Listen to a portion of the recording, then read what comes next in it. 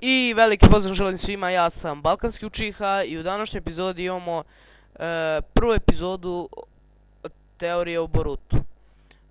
Za današnju epizodu sam vam spremio, to jest u današnjoj epizodi ćemo pričati o ovom famoznom Borutovom oku.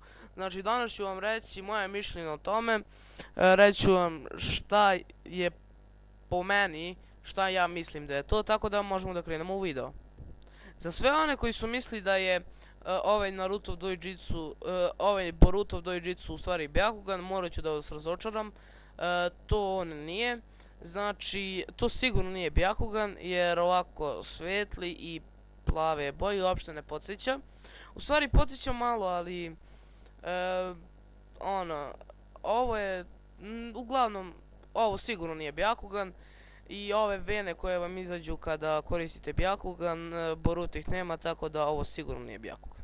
Potencijalni Doujitsu koji ja i većina ljudi misli da je ovaj Boruto Doujitsu je Tenseigan. Znači, ovaj Borutov Doujitsu mnogo podsjeća na Tenseigan, ali da, oboje su isto plavi i liče dosta stvarno, ali su po nekim stvarima drugačija. Jedna od tih stvari koje dosta razlikuje ovaj Borutov Doujitsu i Tenseigan su ovi layeri ili okviri oko oka. Znači, Boruto ima ovaj crn okvir, a ovaj ovdje lik, ne mogu da setim iz The Last Naruto the Movie, koji ima također Byakugan, ima ove beo taj okvir oko oka, tačno oko njegovog Tenseigana. A sada da pređemo na stvar, da vam ja kažem u stvari još nešto, pa ću onda reći tek šta ja mislim da je taj Doujitsu.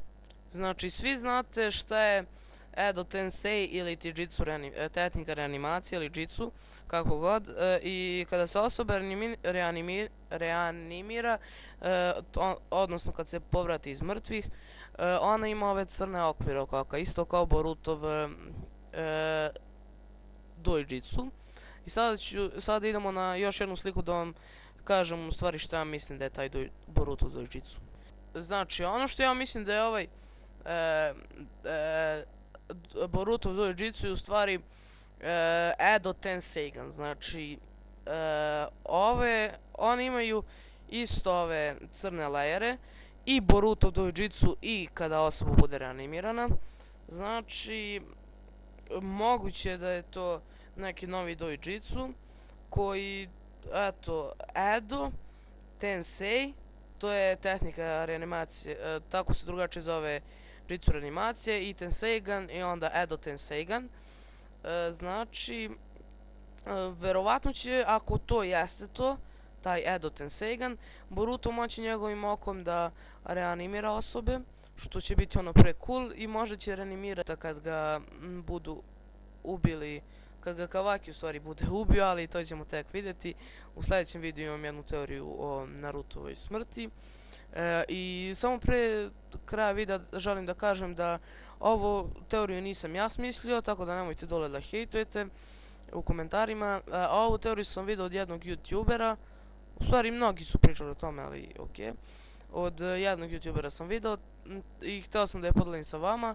Znači, kada sam vidio ovu teoriju, mislim da je to tako, znači da je ovo stvarno Edo Tenseigan, bio sam uveren u tu teoriju, tako da, eto, to bi bilo to što se tiče ove epizode. Do sljedeće epizode, pozdravljam vas, Balkanski Učiha.